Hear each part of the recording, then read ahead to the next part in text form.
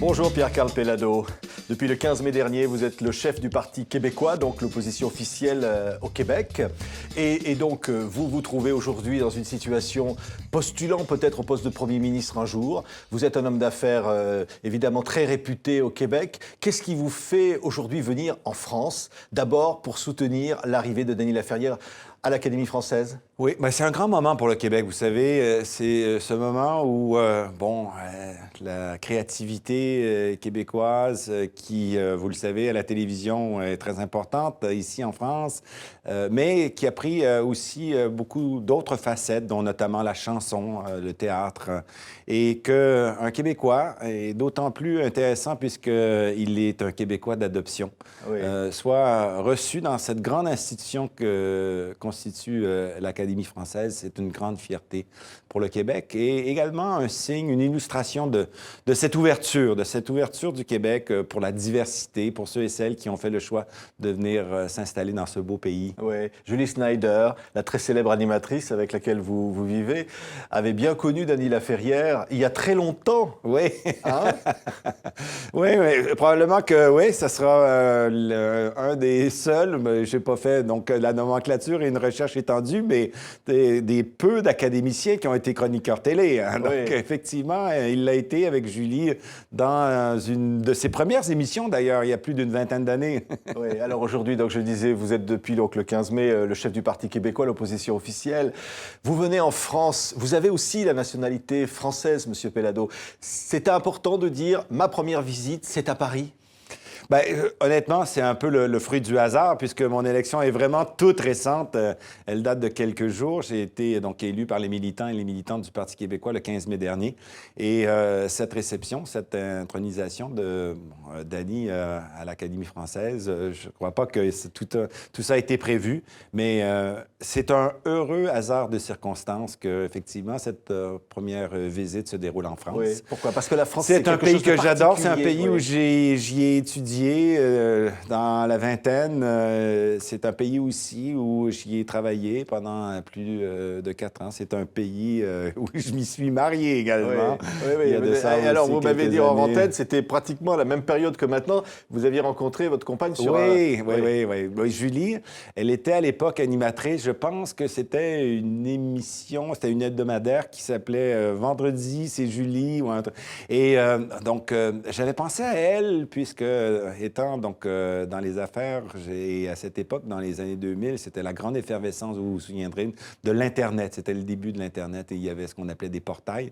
Et donc, je dirigeais un certain nombre de portails au Québec et au Canada, en Amérique, et j'avais décidé d'en faire un également pour la France. Et comme Julie animait, j'avais été la voir sur le plateau, elle revenait de Roland-Garros, elle avait une robe qui était vraiment époustouflante parce qu'il y avait que des balles de tennis, elle était comme une espèce de pan. C'est ça qui vous a plu, Monsieur Pellado. C'est certain que Julie a beaucoup d'imagination et je dirais, et c'est bon, minimaliste que de dire une grande intensité. Oui, et un grand talent d'animatrice, évidemment, qu'on a apprécié à la télévision française. Au-delà, la relation entre le tout Québec... récemment, avec Michel Drucker, elle a eu l'occasion donc de faire un grand plateau pour une émission qui s'appelait L'été indien, qui a été d'ailleurs diffusée sur ici TV5 sur Monde, TV5. voilà, Ouais, avec tout à fait, grand plaisir. Ouais. Mais au-delà, Monsieur Pellado, la relation entre la France et le Québec, comment vous la définiriez désormais? Écoutez, c'est une parlé. relation historique. C'est une relation extrêmement importante qui a été ponctuée de gestes que certains ont qualifiés peu diplomates ou peu diplomatiques. Vous vous souviendrez, mais en ce qui concerne pour la grande majorité des Québécois, ce fut un moment d'une grande intensité.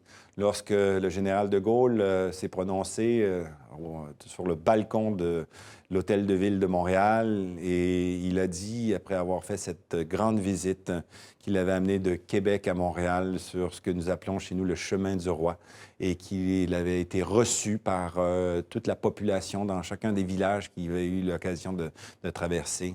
Et je pense que cet enthousiasme l'a amené à dire cette fameuse phrase « Vive le Québec libre ». Oui. Vous diriez c'est encore cette phrase-là aujourd'hui qui va marquer votre action si un jour vous arrivez au pouvoir. Vous diriez, évidemment, il faut un référendum pour l'indépendance du Québec, il faut un Québec indépendant. Et à quel terme? Je dirais que, vous savez, le Québec, depuis les 50 dernières années, a traversé donc, une époque d'affirmation et qu'il ait rendu ce pays à une maturité politique suffisante et indéniable qui doit l'amener, ce pays, à pouvoir avoir l'ensemble des attributs et des compétences qui sont ceux qui accompagnent donc, un pays. Ouais. Je pense notamment, et j'ai eu l'occasion de rencontrer donc, des hommes et des femmes politiques, et particulièrement ici en France, au niveau des relations internationales.